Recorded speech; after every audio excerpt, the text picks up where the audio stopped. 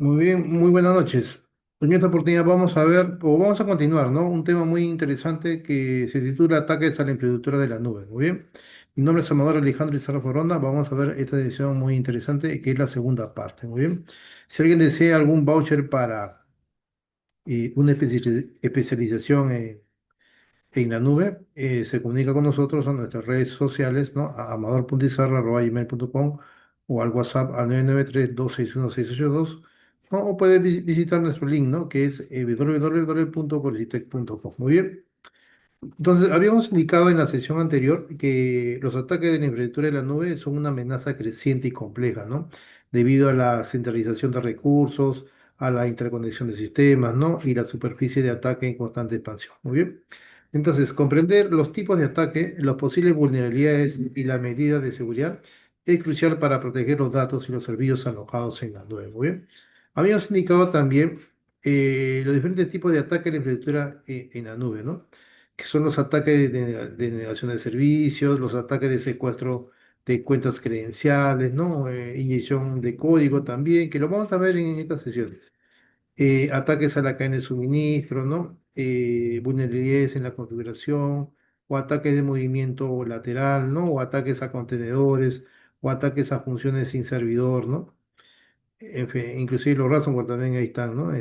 Compitiendo con todos los ataques. Muy bien. Entre los ataques de negación de servicio es que, bueno, inundan, ¿no? Los servidores de la nube con tráficos maliciosos, haciéndolos inaccesibles para los usuarios legítimos. En el caso de DDoS, ¿no? El tráfico proviene de múltiples fuentes, lo que dificulta su mitigación. Después, los ataques de secuestro de cuentas o de credenciales también, donde los atacantes obtienen acceso no autorizado a cuentas de usuario o administrador, ¿no? A través de piercing, malware o filtraciones de datos, ¿no? O reutilización de contraseñas. Entonces, una vez dentro, pueden robar datos, modificar configuraciones, desplegar malware o incluso tomar el control de la infraestructura. Muy bien. En cuanto a inyección SQL o code injection, los atacantes explotan vulnerabilidades en las aplicaciones web o las APIs, ¿no? Para inyectar código malicioso como SQL, JavaScript, etcétera, que le va a permitir ejecutar comandos, ¿no? En los servidores de la nube, acceder a la base de datos, ¿no? O modificar el comportamiento de la aplicación.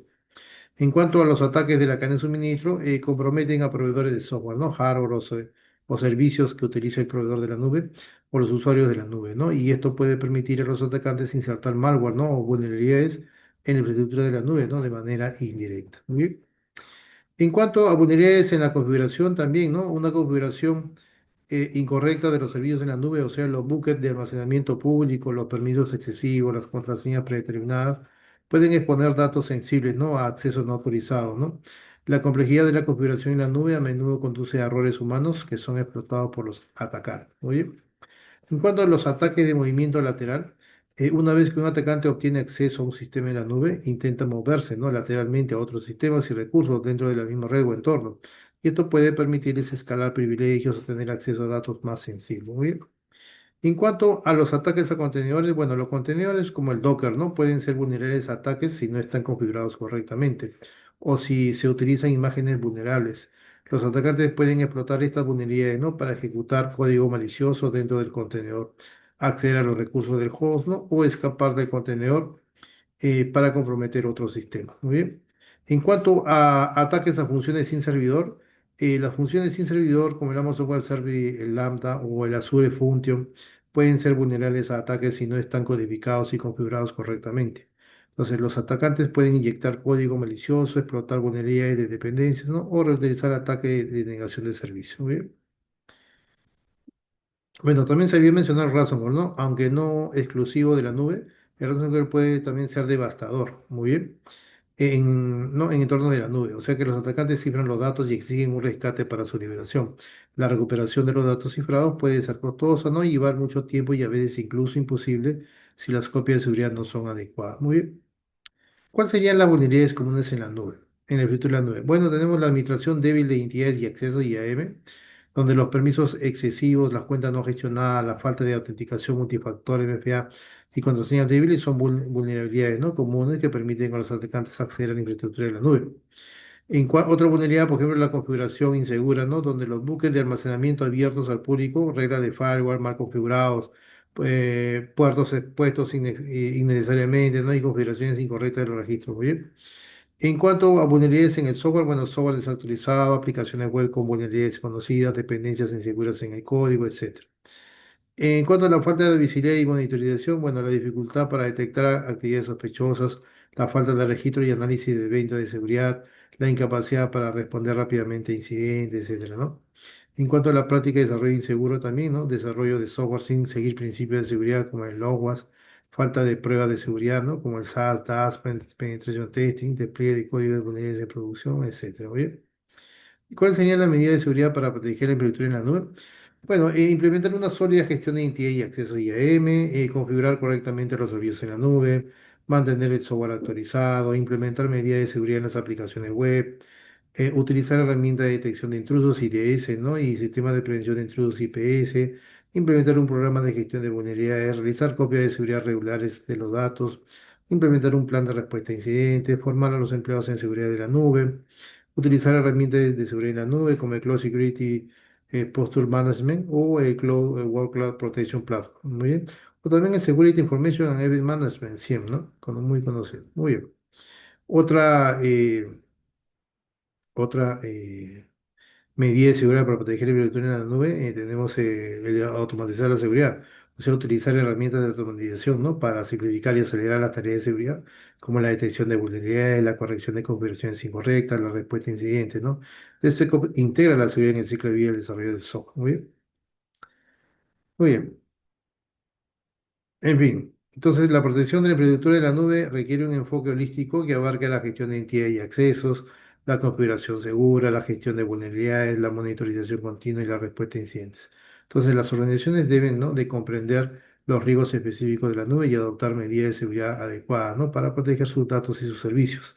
Entonces, la colaboración entre equipos de seguridad, desarrollo y operaciones DevSecOps es esencial, ¿no? para implementar una estrategia de seguridad efectiva en la nube. Muy bien, muy bien.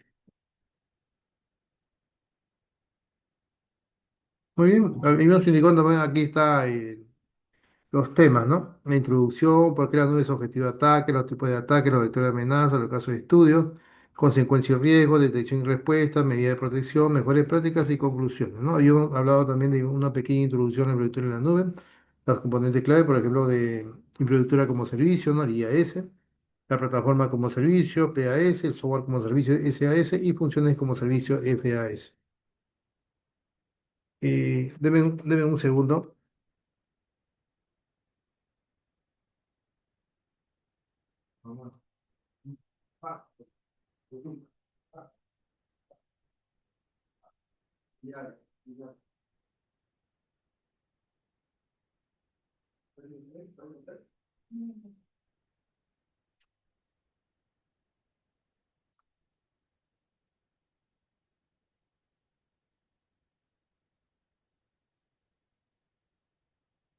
Bueno, habíamos visto también las ventajas, ¿no?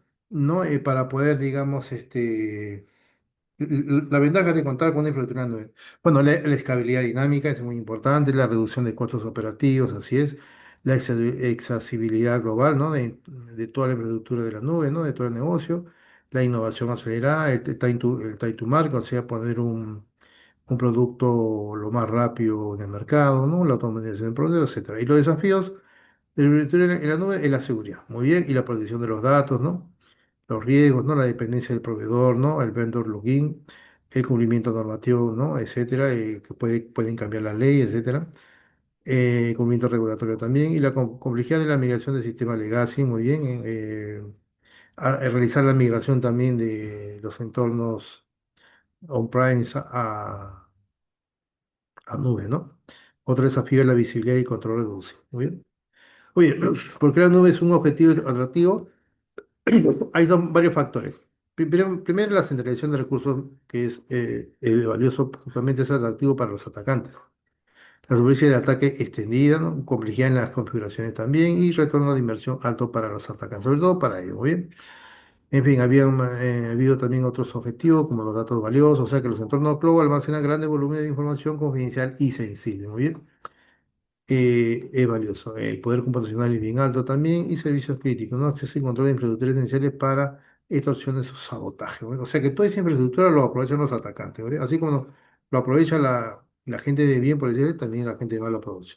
Tipo de ataques a la nube, bueno, los ataques a la red, los ataques al almacenamiento, ¿no? Como los ataques a identidad, los ataques a las aplicaciones, ¿no? Había mencionado en el preámbulo, ¿no? ¿No? Algunos ataques, por ejemplo, el SQL injection, ¿no? Etcétera, el cross-site script, ¿no? ¿No? Cross-site forging, ¿no? Algunos de ellos, muy bien. Y hay que usar, tratar de usar OWASP, ¿no? OWASP. Bien, muy bien. Bueno, ataque a las imágenes, también ataques a las APIs, ¿no? Ataques a las librerías, a los contenedores, a los Docker, los Kubernetes, etcétera. ¿Bien? Ataques a la red también hay, ahí está, ataques a la delegación de servicio, ¿no? El man in the middle también, ¿no? Ataques al almacenamiento también, pues, los backups y los snapshots, ¿no? Cifrado débil, por ejemplo, mal implementado también. Ataques a las identidades, robo, filtración de credenciales, ¿no? En fin, secuestro de token. Ataque de negación de servicios, también habíamos comentado, los tipos de principales de ataque de negación de servicios, los volumétricos, la capa de protocolo y la capa de aplicación. Muy bien. Hay un impacto en la nube, ahí está. La mitigación en entorno cloud también se había comentado. Muy bien. Ataque mediante credenciales expuestas, inyección de código y ataques a las APIs también. Va a haber una presentación sobre ataques a las APIs, ¿no? Un poco más detallado. Muy bien. Otro video también va a haber sobre ingeniería social y piercing, ¿no? Simulación de ataques, etcétera. Y los casos, ¿no? De esto ya habíamos comentado el Capital One, el Tesla y el Twitch. Muy bien. Entonces, vamos a ver este tema que me parece también interesante, estos temitas, ¿no? Por ejemplo, las consecuencias de los ataques. Muy bien. Bueno, hay el impacto económico, ¿no? Tenemos los costos directos, ¿no? Bueno, yo de todos esos costos económicos los he agrupado, por ejemplo, en pérdidas financieras directas y pérdidas financieras indirectas. Entre las pérdidas financieras directas tenemos la interrupción del servicio donde la indisponibilidad del servicio crítico como el e-commerce, aplicaciones bancarias, etcétera, genera pérdidas de ingresos inmediatos, ¿no? O sea que el costo se mide en ventas perdidas, productividad reducida y penalizaciones por incumplimiento, ¿no? De acuerdo del nivel de servicios SLA. Otro, otro punto de pérdida financiera directa tenemos el robo de datos, o sea que la filtración de información confidencial de clientes, los datos financieros, los secretos comerciales o la propiedad intelectual puede resultar en grandes pérdidas financieras, ¿no? Eh, los costos de recuperación también, ¿no? La remediación después de un ataque implica gastos significativos en investigación forense, recuperación de datos, remediación de vulnerabilidades, consulta de seguridad, ¿no? Etcétera.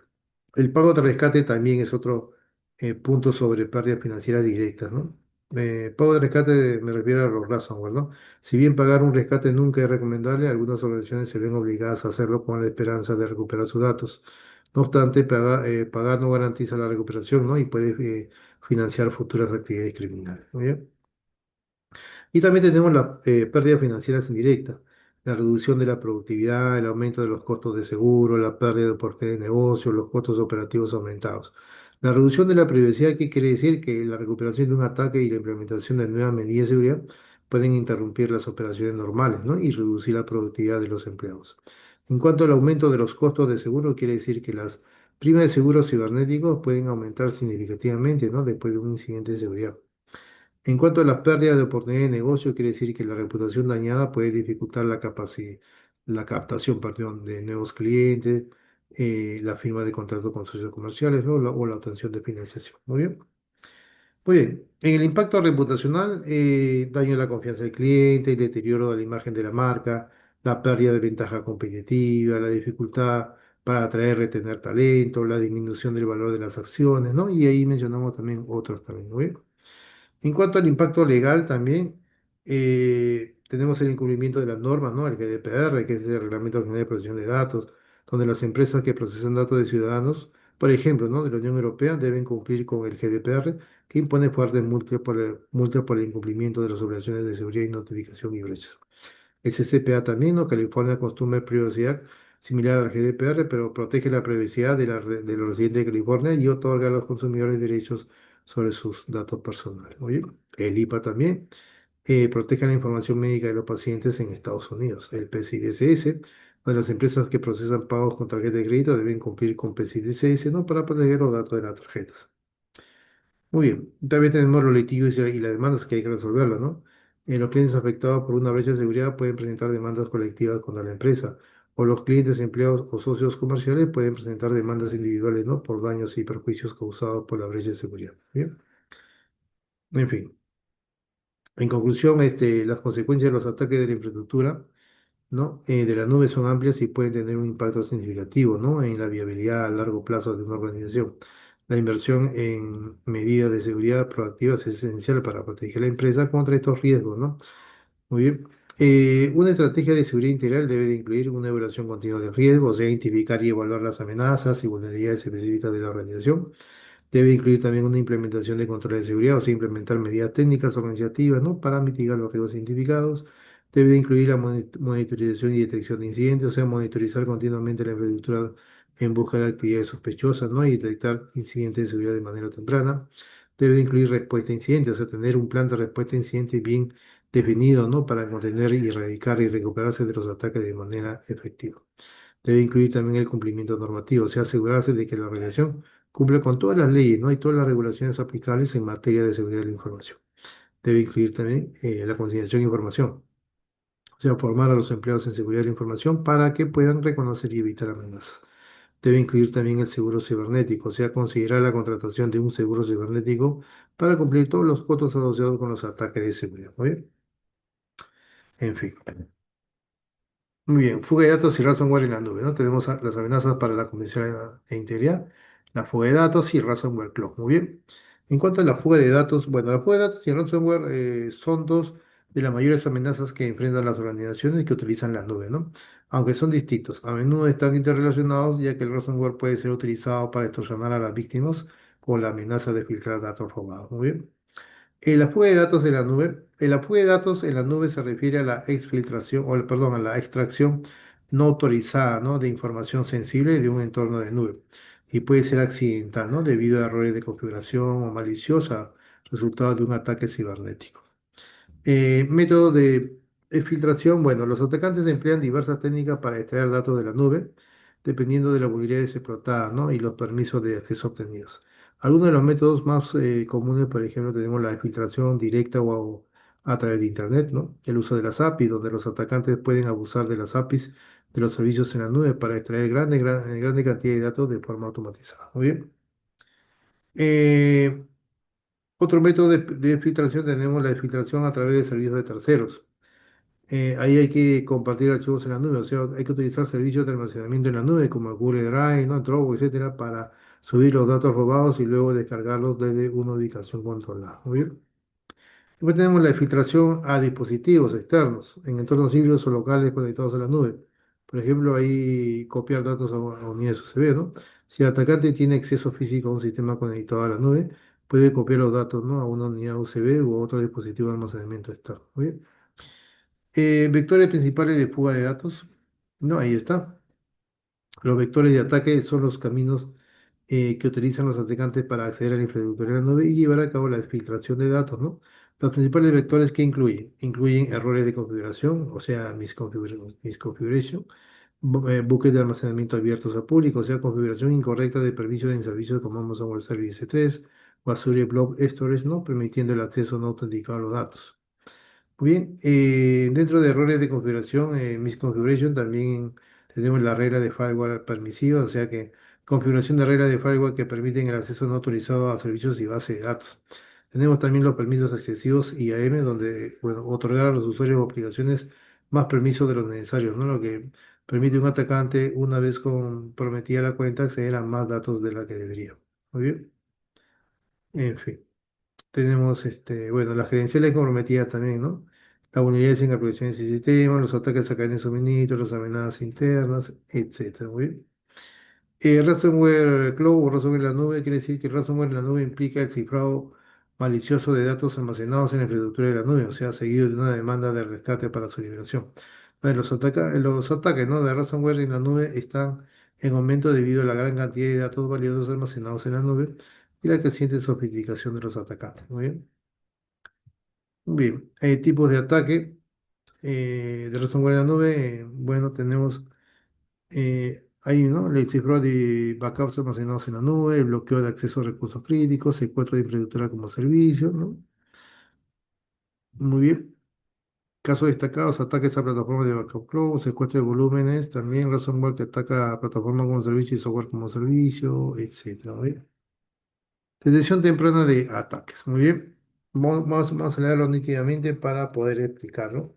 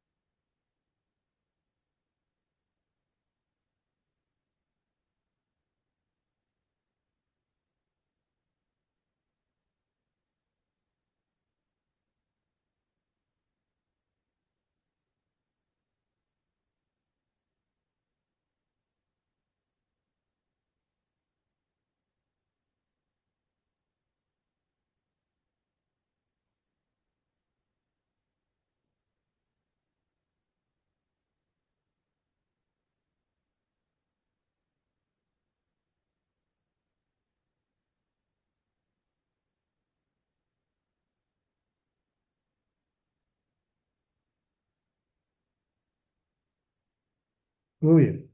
Entonces vamos a comentar un poco de detección temprana de ataques. Muy bien. Herramientas y técnicas para identificar amenazas en fases iniciales. Muy bien. Entonces, la detección temprana de ataques en la nube es fundamental para minimizar el daño, ¿no? Y el tiempo de inactividad. Muy bien.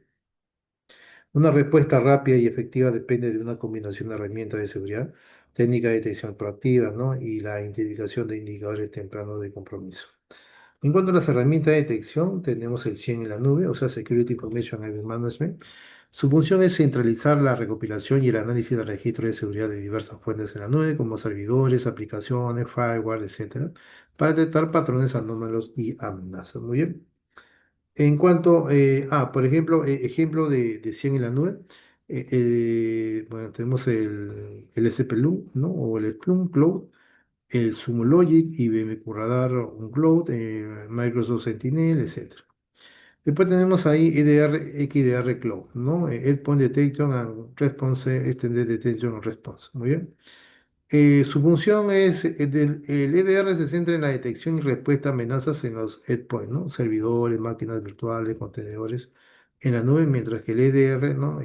Amplía la visibilidad y la protección a través de múltiples capas de seguridad de los endpoints, ¿no? Seguridad en los endpoints, seguridad en la red, seguridad en el correo electrónico, seguridad en la nube, etcétera. Muy bien. En cuanto al CSPM, Cloud Security Posture Management, su función es evaluar y gestionar la configuración de seguridad de la infraestructura en la nube para identificar y corregir configuraciones incorrectas que podrían exponer los datos a riesgo. Muy bien. En fin, el CWPP es Cloud Workload Protection Platform. Su función es proteger las cargas de trabajo en la nube, como máquinas virtuales, contenedores y funciones sin servidor, contra las amenazas. Muy bien. Ejemplo de CWPP, tenemos el Trend Micro Cloud One, el Aqua Security, el CD Security, Qualys Cloud View, ¿no? En cuanto a ejemplo de CSPM, o sea, Cloud Security Posture Management, tenemos el Aqua Security, Checkpoint Cloud Guard, Palo Alto Network, Prisma Cloud, ¿no? Trend Micro Cloud One, etcétera. Muy bien. En cuanto a ejemplo de EDR, XDR Cloud, tenemos el CrowdStrike Falcon, Microsoft Defender for Endpoint, SentinelOne, VMware, Carbon, Blackbook Cloud, etcétera. Muy bien. Bueno, también aquí hay unas técnicas de detección, análisis de comportamiento de usuarios y entidades, la detección de anomalías mediante Machine Learning, ¿no? Los honeypots y los decoys en entornos cloud, etcétera. Muy bien.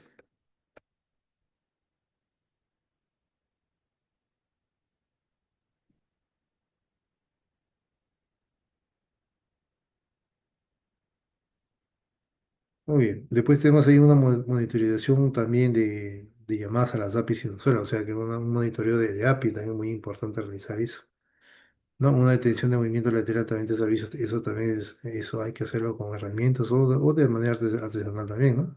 Detectar tempranamente los movimientos laterales de los atacantes. Muy bien.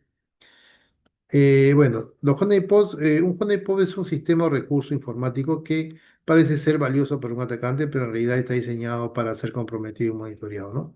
Y su principal objetivo es atraer a los atacantes lejos de los activos reales y proteger información sobre sus tácticas, sus técnicas, sus procedimientos, ¿no? Hay diferentes tipos de honeypot, los honeypot de baja interacción, los honeypot de alta interacción, los honeypot de producción, los honeypot de investigación, etc.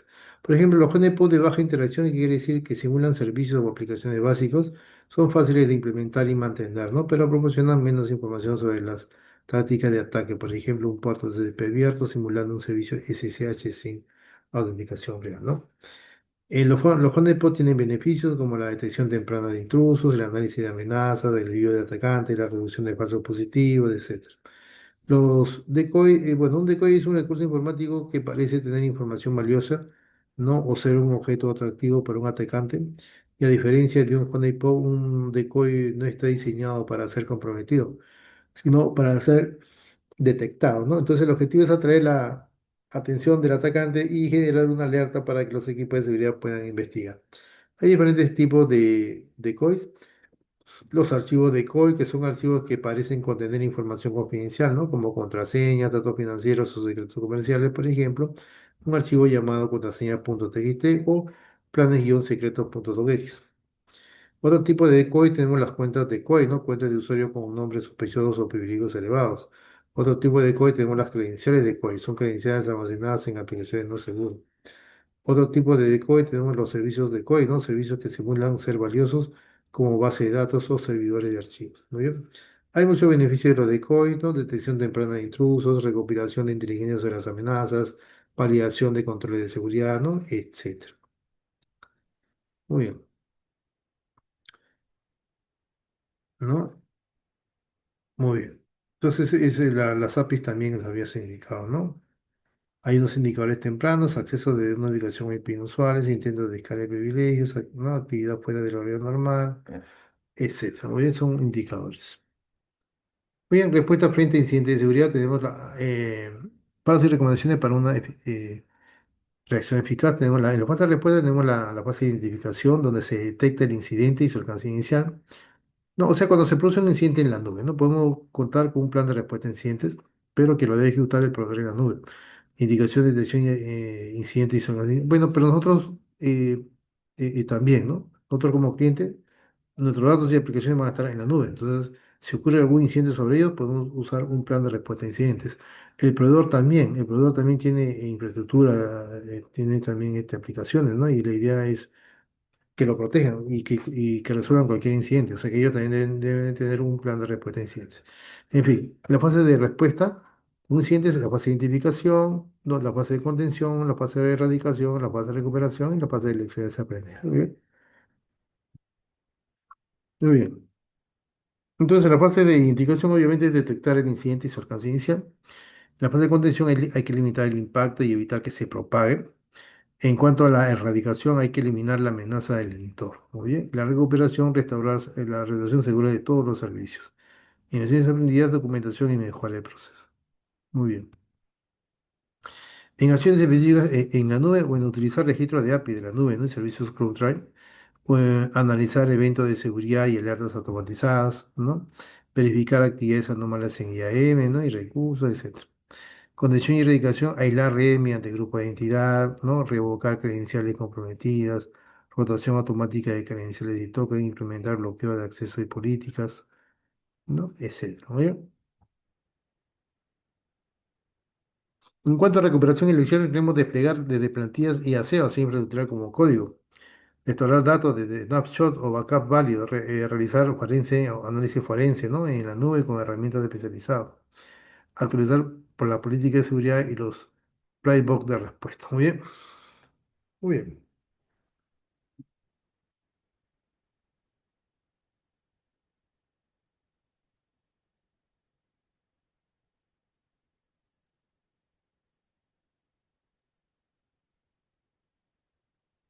muy bien. Bueno, Ahí hay una palabrita muy interesante que son los playbook. Muy bien. ¿Qué, qué significan, o qué significan los playbook de seguridad en la nube?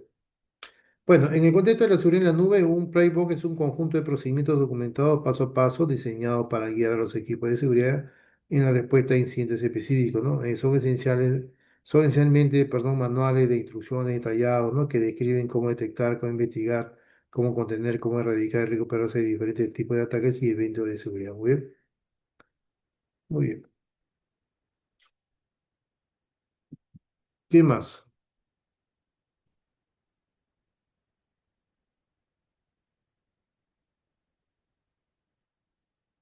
Muy bien. Entonces, ¿qué otros puntos ahí tienen alguna duda? Bueno. Por ejemplo, ¿no? Los CloudTry, ¿no? Los servicios CloudTry, ¿qué significa? Bueno, Amazon Web Service CloudTry, ¿no? Es un servicio de Amazon Web Service que permite realizar un seguimiento de la actividad de los usuarios y las llamadas a las API realizadas, ¿no? En la cuenta de Amazon Web Service. Entonces, es esencial para la seguridad y el cumplimiento normativo, la gobernanza en la nube, proporcionando una visión completa de quién hizo qué, cuándo y dónde y desde dónde, ¿no? En la infraestructura de Amazon Web Service. ¿Muy bien? Muy bien. ¿Qué más?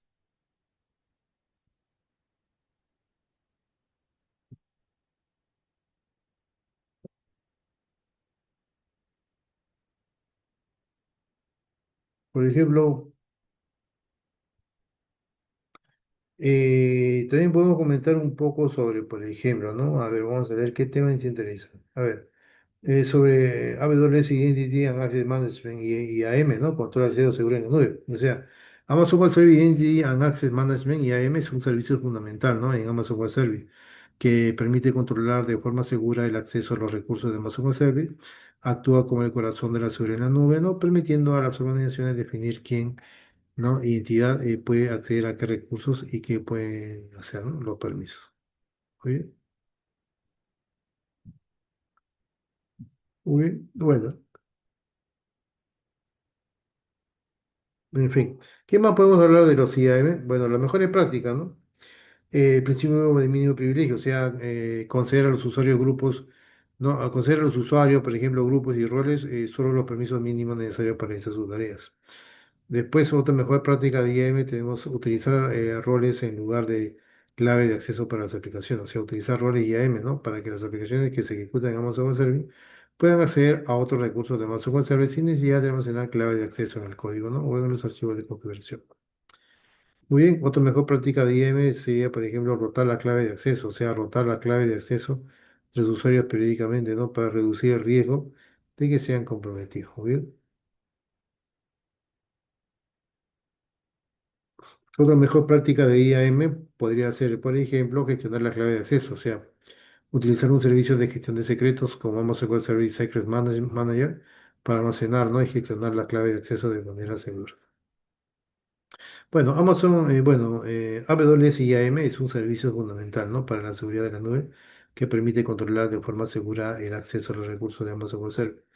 Al implementar las mejores prácticas de IAM, las organizaciones pueden reducir significativamente el riesgo de acceso no autorizado y proteger sus datos y servicios. Muy bien.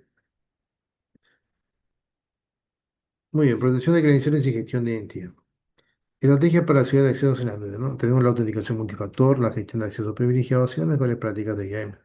En la autenticación multifactor, bueno, ¿qué es MFA? Es una combinación de múltiples factores de autenticación para verificar identidad, o sea, usuario credencial y código temporal o la huella dactilar, etcétera. Tipo de factores, algo que sabemos, claro, para poder, digamos, definir mi credencial de acceso, ¿no? Yo uso una contraseña, puedo usar un toque también y puedo tener un acceso biométrico, ¿bien? O sea, algo que sabe la contraseña, algo que tiene de toque en el app y algo que es biometría, ¿muy bien? Muy bien. En cuanto a gestión de acceso privilegiado, tenemos el principio de mínimo privilegio, o sea, limitar el acceso solo, bueno, a lo estrictamente necesario, ¿muy bien? También el acceso just in time, también otorgar privilegios temporales, ¿no? Eso es muy importante, muy bien, solo cuando se necesite. Y rotación de secretos, o sea, cambio automático y periódico de contraseñas y llaves, cambiarlo constantemente. En cuanto a las mejores prácticas de IAM, la federación de entidades con excepción, ¿no? O sea que con una sola credencial voy a acceder a diferentes sistemas operativos, ¿no? De diferentes recursos. Implementación de políticas Zero Trust, ¿no? O sea, cero confianza, no hay que confiar en nadie. Segregación de responsabilidades, esa es una muy buena práctica.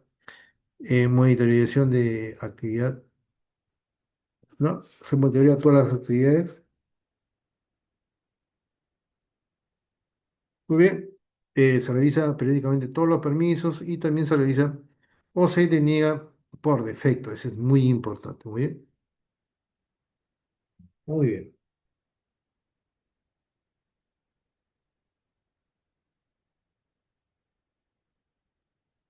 Muy bien. A ver, ¿qué podemos rescatar de aquí? Por ejemplo, el Using Time, ¿no? El Cheat Access en la nube, ¿no? Eh, Vamos a hablar un poquito de ello, de Using Time Access, otorgar privilegios temporales solo cuando se necesite. ¿No? O sea que Just-in-Time Git Access, también conocido como acceso con múltiples mínimos temporales o con privilegios mínimos temporales, es un modelo de control de acceso, ¿no? Que concede a los usuarios permisos elevados solo cuando lo necesiten y durante el tiempo estrictamente necesario para completar una tarea específica. Entonces, es una estrategia proactiva, ¿no? Para reducir la superficie de ataque y minimizar el impacto potencial de una cuenta comprometida. Muy bien. Muy bien, ¿por qué es muy importante el Git Access, ¿no? Porque reduce la supervivencia de ataque, al limitar el tiempo durante el cual los usuarios tienen privilegios elevados, se reduce la ventana de oportunidad para que un atacante explote una cuenta comprometida. ¿Muy bien? ¿Por qué es importante el Git Access? También para minimizar el riesgo de movimiento lateral. O sea, si un atacante compromete una cuenta con acceso a Git, su capacidad para moverse lateralmente a través de la infraestructura de la nube es limitada, ¿no? Por la duración del acceso concedido. Es importante el JIT Access también por una mejora del cumplimiento normativo, o sea que el acceso a JIT ayuda a las organizaciones a cumplir con la normativa de seguridad, ¿no? Como el DIPA, el PCI-DSS, el GDPR, ¿no? A garantizar que los usuarios solo tienen los permisos necesarios para realizar sus tareas y solo durante el tiempo necesario. Muy bien. Bueno, reduce los ataques internos también, o sea que el JIT puede mitigar el riesgo de un empleo malintencionado, ¿no? O negligente, ¿no? Que abuse de privilegios excesivos. Muy bien.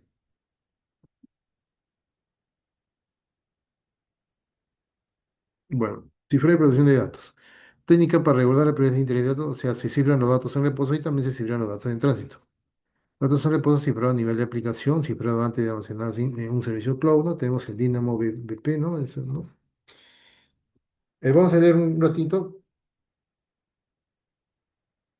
¿no? Para poder explicar.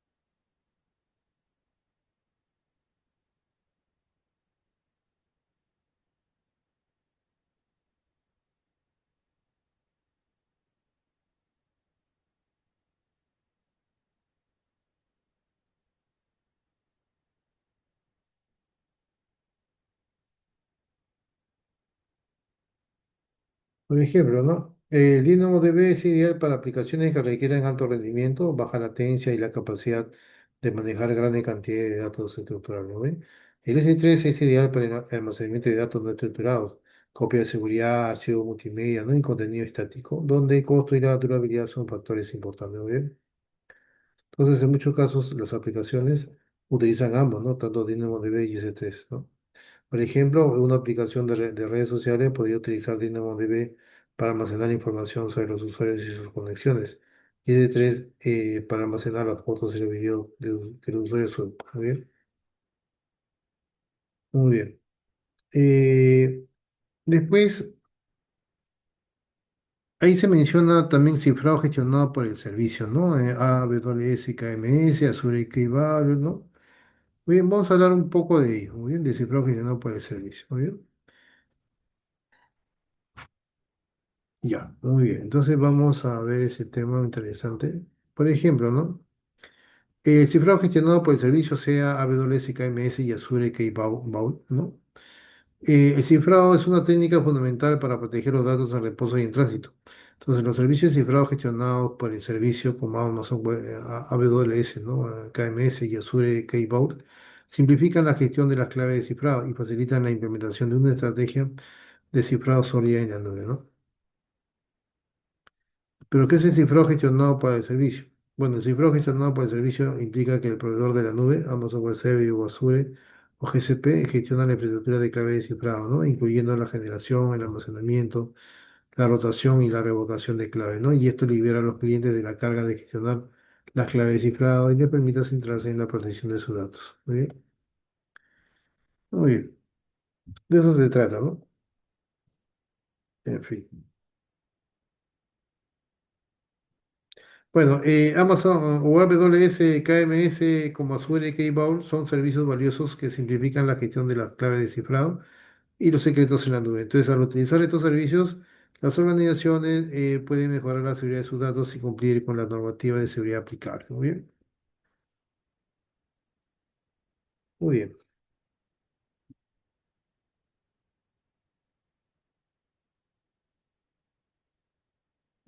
Bring your own case, ¿no? El BIOC, ¿no? Uso de claves propias en HSM para mayor control. Muy bien. No, ese tema también es muy interesante. Vamos a comentar un poquito de ese tema. Muy bien. A ver, por ejemplo, ¿no? El Bring Your Own Cake, ¿no? Un control total de las claves de cifrado en la nube. O sea, el Bring Your Own Cake BioK, ¿no? Es un modelo de gestión de claves de cifrado que permiten a los clientes generar, almacenar y gestionar su propia clave de cifrado fuera de la nube. Y luego importarlas a un servicio de gestión de claves de cifrado en la nube, ¿no? Como Amazon Web Service KMS o Azure Key Vault. Muy bien. Entonces, ¿por qué utilizamos el bio? Debemos preguntarnos siempre, ¿no? Cuando usamos algo, ¿por qué lo utilizamos? ¿Por qué utilizar BioK, ¿no? Por un mayor control, o sea, el BioK proporciona a los clientes un control total sobre sus claves de cifrado, incluyendo la generación, el almacenamiento, la rotación y la revocación.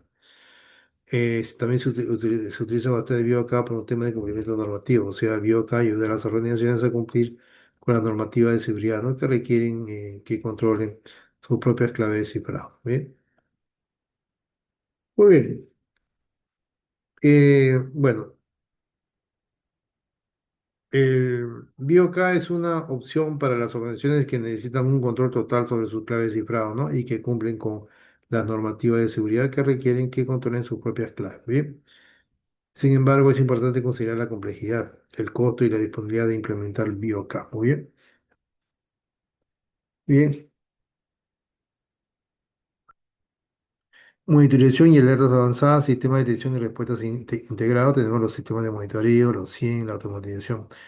Los sistemas de monitoreo monitorizan todos los recursos cloud. Muy bien. Los sistemas de telemetría en tiempo real también, la métrica de rendimiento y salud del sistema, la monitorización de logs y los eventos críticos, y ahí tenemos algunas herramientas, Amazon Web Services CloudWatch, Azure Monitor y Google Cloud Platform Monitoring. ¿Está bien? Ahí está. Son herramientas que se encargan de monitorear todas las aplicaciones. Ahora, los 100 también, ¿no? Hay herramientas como el Splunk Cloud, el IBM Radar, el Microsoft Sentinel, ¿no? Se encargan de la correlación de eventos de seguridad, análisis de comportamiento anómalo, detección de amenaza avanzada, búsqueda de indicadores de comprometidos, etcétera, ¿no? Y en cuanto a la automatización, ahí tenemos los playbook de respuesta a incidentes. Muy bien, muy bien, muy bien. Y después tenemos la remediación automática de amenazas, el aislamiento de sistemas comprometidos, el escalado inteligente de equipos de respuesta, y ahí están las herramientas, el Palo Alto XOAR, el Amazon Web Service Security Hub, el Azure Logi APPs, etcétera. Muy bien. ¿Qué más, qué puntos importantes podemos sacar de esta presentación? Por ejemplo, a ver, puedo usar un punto ahí, algo importante. ¿Cuál podría ser? Los playbooks, por ejemplo, ¿no? Eh, bueno, eso Plague ya lo habíamos mencionado, ¿no? Eso Playbook ya se había comentado en una oportunidad, ¿no? ¿Qué son los Playbook? Muy bien. Muy bien. ¿Qué otro tema podemos ver ahí? A ver, ¿qué otro tema ahí? ¿Qué se puede ver ahí?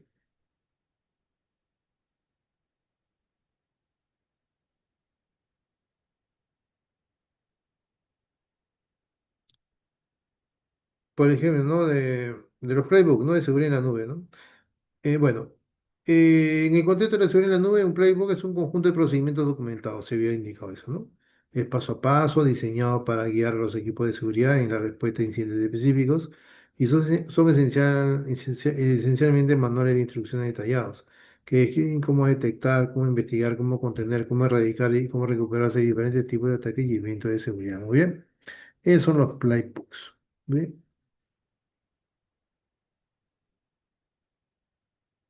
Muy bien, mejores prácticas de seguridad cloud en gobierno y cumplimiento, controles técnicos, personal de información y seguridad operativa. En gobierno y cumplimiento debemos clasificar los datos según su sensibilidad y requisitos legales, o sea, contar con una política de clasificación de activos. Establecer políticas claras de responsabilidades compartidas. Muy bien. Realizar evaluaciones de riesgos periódicos, mantener registros de cumplimiento normativo, el GDPR, PCI-DSS, ¿no? Todo eso. En cuanto a controles técnicos, implementar autenticación multifactor también para todos los accesos, cifrar los datos en tránsito y en reposo y aplicar microsegmentación, o sea, en cuanto a la red, ¿no? Y también implementar firewalls redirectivos, pero con reglas, muy bien. Utilizar configuraciones de seguridad de proveedor cloud también, security groups también, eso es muy importante. En personal de información, capacitar al personal en riesgos específicos de entorno cloud, realizar simulacros de detención y respuesta a incidentes, establecer programas de concienciación continua, ¿no? Fomentar la certificación de seguridad cloud, CCSP o Azure Security, ¿no? Tanto Amazon Web Service como Google Cloud Platform como Azure de Microsoft también, ¿no? Contienen bastante información sobre todo lo que es en la nube. Muy bien. En cuanto a seguridad operativa, implementar el principio de mínimo privilegio en IAM, automatizar revisores de configuración hardening, ¿no? Y mantener un programa de parcheado continuo y establecer procesos de respuesta a incidentes, ¿no? Acá lo dice. Y hay marcos estándares internacionales, ¿no? Tenemos la 27017, el NIS 853, el PCI DSS Cloud, ¿no? El CSA, CCM, en fin. Reflexión final, el reto es constante, ¿no? El reto es constante en constante evolución. La seguridad en la nube no es un destino, sino es un viaje constante de adaptación, aprendizaje y vigilancia, ¿no? ¿Bien? A medida que las amenazas evolucionan, también se debe evolucionar nuestra capacidad para detectarlas y mitigarlas. Entonces, la seguridad cloud no es un producto, sino es un proceso continuo. Eso es muy importante, es un proceso continuo y está actualización, formación, evaluación y fortalecimiento. ¿Muy bien? Bueno, si tienen alguna pregunta, bueno, nos responden a amador.izar@gmail.com o al WhatsApp a 993-261-682. Muy bien, muy bien. Bueno, espero que les haya encantado este tema muy interesante. Es un webinar pequeño, pero el tema es muy, muy trascendental, muy importante hoy en día porque muchas empresas utilizan infraestructura en la nube. Muy bien. Entonces hay que conocer estos ataques para poder implementar medidas correctivas, ¿no? O medidas preventivas también. Muy bien, nos vemos en un próximo video. Sin no recordarles antes, si alguien desea alguna certificación en la nube o alguna especialización en la nube, nos avisan. Nosotros trabajamos con diferentes partners para que nos puedan facilitar eso, ¿no? Y el alumno mismo ampliar más su conocimiento. Muy bien, muy bien. Nos vemos en un próximo video. Muchísimas gracias. Muy buenas noches.